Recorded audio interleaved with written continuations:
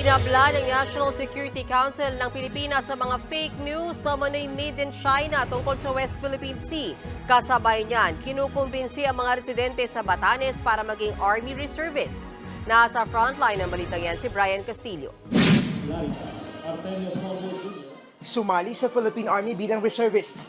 Ito ang diretsahang paghihikayat ni Philippine Army Chief Lieutenant General Roy Galido sa mga residente ng Batanes.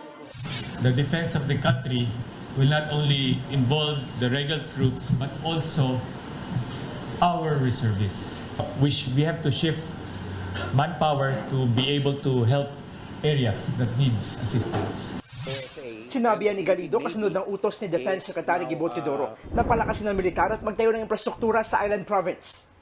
Kamakailan lang nang bisitahin ni Teodoro ang naval facilities sa mga bayan ng Basco, Mabulis at Mahataw. Malapit ng mga islang yan sa dulo ng timog na bahagi ng Taiwan. Ayon kay Galido, makatutulong ang mga marerecruit na residente kung sakali.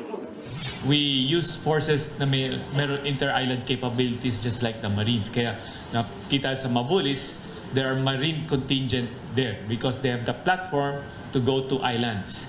But more importantly, we have Army reservists in that area contributing to the defense. Hindi naman malinaw kung ilan ang kukuhaning reservists. Pero higit 18,800 lang ang populasyon ng Batanes, ayon sa datos ng Philippine Statistics Authority noong 2020. Paglilinaw ni Galido, wala silang plano mag-deploy ng dagdag na tropa sa Batanes.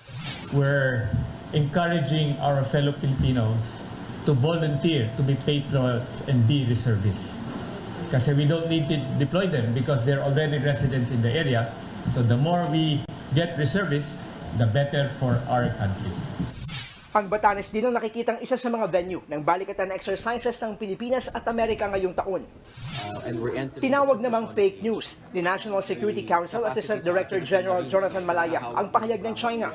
Sinabi kasi ng China Coast Guard na pinalayas nila ang barko ng ating Bureau of Fisheries and Aquatic Resources o BIFAR sa Bajo de Masinloc sa West Philippine Sea.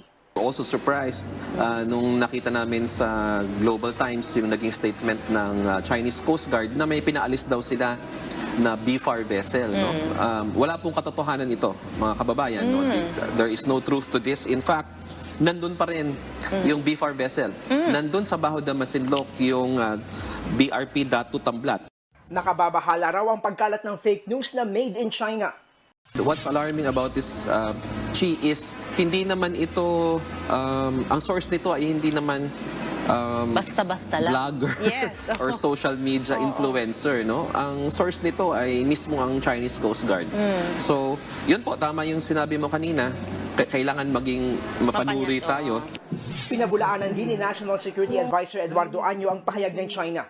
Inatasan na rin daw nila ang ating Coast Guard at BIFAR na magsalitan sa pagdadala ng supply sa Bajo de Masinloc.